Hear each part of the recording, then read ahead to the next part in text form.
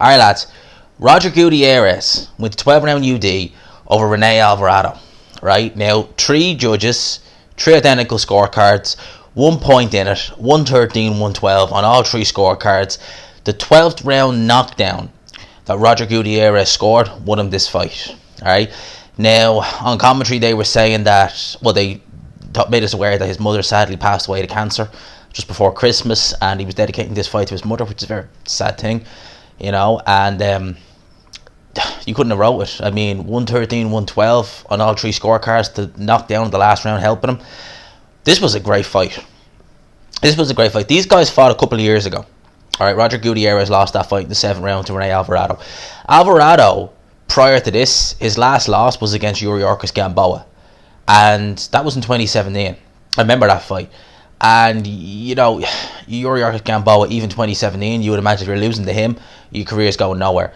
So for him to come back, win world titles at 130 pounds, it's a real testament, and it's a real show us that the losses mean, if you're good enough and you can avenge, well, not necessarily avenge, but if you're good enough and you put in the work, the losses mean nothing, because at the end of the day, what we're talking, Rene Alvarado, 8 losses, 9 now, he's still able to operate at world level.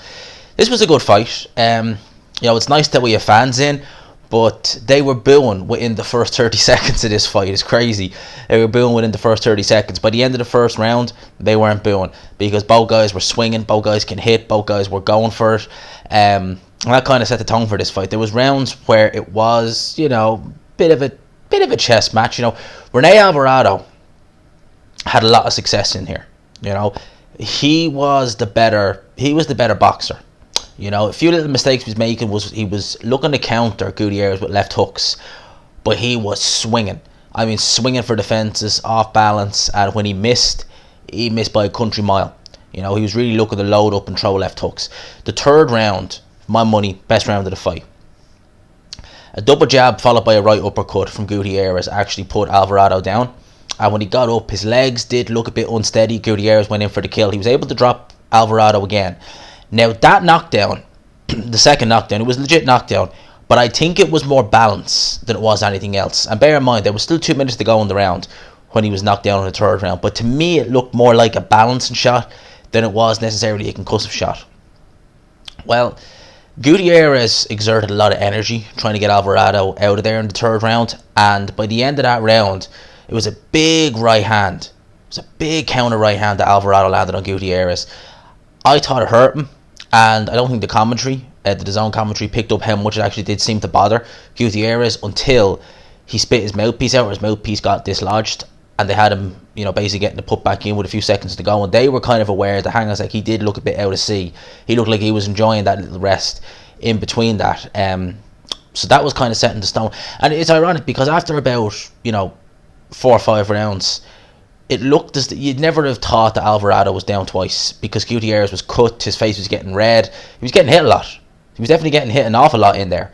So for me, this was going to be a fight where it was going to be like, right, one guy has a bit more power and you can drop the other guy, but the other guy is just better. You know, he's just fundamentally a little bit better. It was close.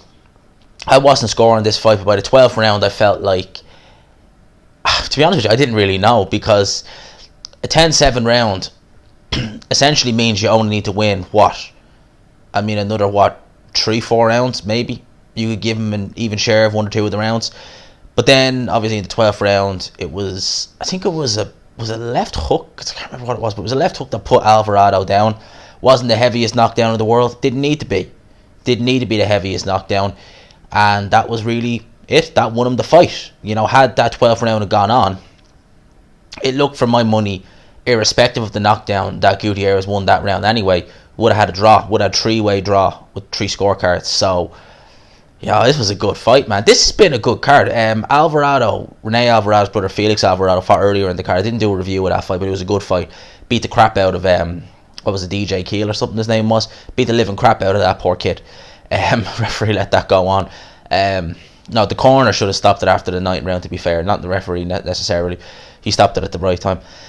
But it's been a good card. I've been enjoying this. It's nice that we got fans in. We got Campbell versus Garcia next. I'm interested in this. But this was a very good fight. I'd recommend you go watch it if you haven't already. Lads, I'll talk to you in a wee bit. Smash the like button, of course, if you haven't already. Subscribe, of course, if you guys are new. Before I go, I'll give my thoughts. These guys, I wouldn't mind seeing the trilogy. Garcia or Gutierrez. I hope I've been calling him Garcia. Gutierrez. There's a good fighter there. Definitely has punching power. Needs to tighten up the defense. Definitely needs to tighten up the defense. He's getting hit a lot in there. Other than that, I was happy with this fight. Lads, I'll talk to you in a wee bit. Hashtag GMansRocks, all that good stuff. I'll talk to you in a few. Whenever this fight ends. Peace.